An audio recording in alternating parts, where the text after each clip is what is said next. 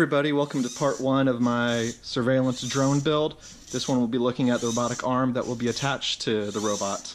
The electronics of this guy are pretty simple. I'm using an Arduino Mega clone, battery pack to provide 6 volts. Yeah, each one of these is 1.5. In series, you got 6 volts powering the servos. So on the breadboard, we have our power in. Always link your grounds, so our ground from our breadboard to our Arduino. Then we have power to our servos. Then our servos come, the orange lines are our logic servos, so those are going to the digital pins on our Arduino, and that's saying signal control, tell it where to go. So one thing, when assembling these guys, most important thing to do is zero or put all your servos in their home position before you assemble it. So just do that. It's code that I have right now. It just sent everything to home, so it puts the bottom rotation one at 90, the elbow at 90, and then I put the gripper at 0, so that way I saw the servos in those positions and assembled it, so that way I knew the range of motion and didn't have to disassemble and reassemble it later. So here's the basic code you need to control servos with an Arduino. This code right here, this is what I use to put all the servos at the home position. So as you can see, the elbow and the rotator are both at 90 and the hand is at 0, so that means both the elbow and the rotate will be at mid position and the hand will be in the open position. So to start off, you have to import the servo control library. This is really nice and helpful. It's basically just plug and chug after you go with it.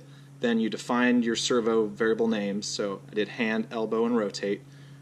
Try to guess which ones those go to. Then we want to attach our pins to which servo they're controlling. So these are the logic pins coming out of the board. And then below that, we're just telling each servo to go to its home position and stay there. Right now, the robotic arm's assembled the way that most documentation and photos of it show. The servo block for the gripper is below it. Now, I'm going to run it and you'll see why this is a problem. So as you can see, the servo block from the gripper will ram the servo block from the bottom rotation arm. This is going to limit your area of motion that you have and potentially wear out your servo and shorten its lifespan. So this isn't good.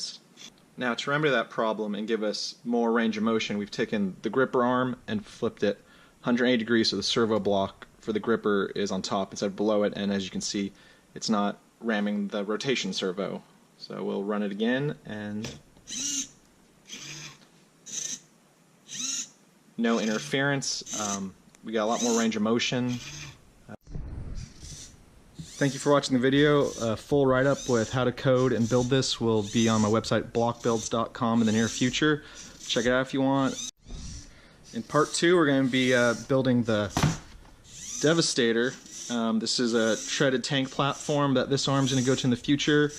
We're going to start with making it RC and hopefully get our way to autonomous. Stay tuned to check it out.